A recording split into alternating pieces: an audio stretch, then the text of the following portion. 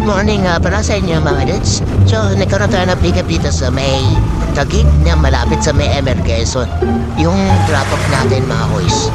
Papuntang Makapagal malapit sa may Double Dragon. Uy, si Madam Goods. Buti na lang madam at naghihintay ka sa labas. 5-star ka sa akin madam.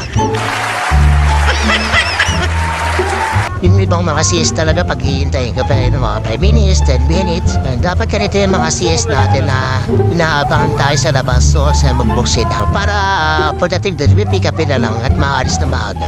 Nung iba kasi nagpapahintay pa yung CS tapos pagsakay mamadali ka pa. Keso malilit na raw sila. Uy, mga lods, ang laki ng aso mo. Ano yung tawag dito? Giant poodle. Hindi pa maano. Ginapitan ata hindi mahaba yung buhok. Malambing itong asong to. Tignan mo si Madam, napakalambing din. Sana ako na lang yung aso. Madam, pwede ako din palambing. Joke lang. Ano ba itong camera ko? Nakatutok mo matagal kay Madam? Ang ganda rin kasi si Madam.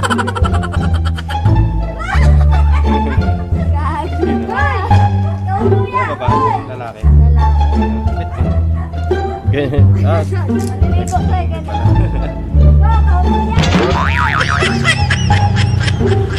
Naku, wag mo iyan yung gulong ko.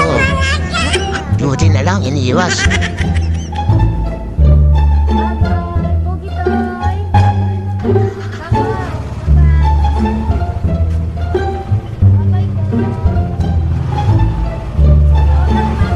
Tignan niya mga lods kung gaano kalaki ang aso. Kasi nakay na sila ng nanay ng babae. Ay, sana lang talaga ako na lang yung aso. Uy, sana all. Pwede ba ako magpanggap ng aso tapos kikis din ako? Tapos ganito itsura ko.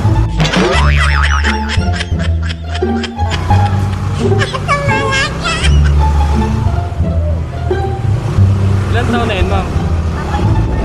Oo, isang taon pa lang, ha? Lalaki pa yun. Dito naman sa gawin mga lods sa tinuturo ni Madam kung saan kami dadaan. Kasi ayan dumaan sa may Makapagal. So dito na tinuturo sa may unang kanto. Kanan kaagad para iwas doon sa stoplight. Bali ang labas niyan is mag-u-turn ka papuntang DFA.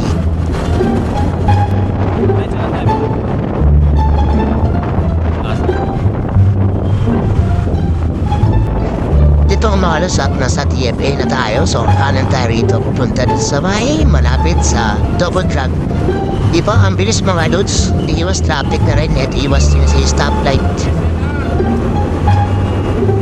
Galing talaga ni Madam. Prospect ka ulit sa akin, Madam. So yun nga mga lods at nandito na tayo sa ating drop-off. Medyo nagmamadali na si Ma'am. Medyo nagdadalawang isip pa nga ako dito kasi nakalagi rito is one way. Tinuro sa akin mo may pwede naman daw. Pero may nakikita naman ako nung pupasok rin na mga motor dito.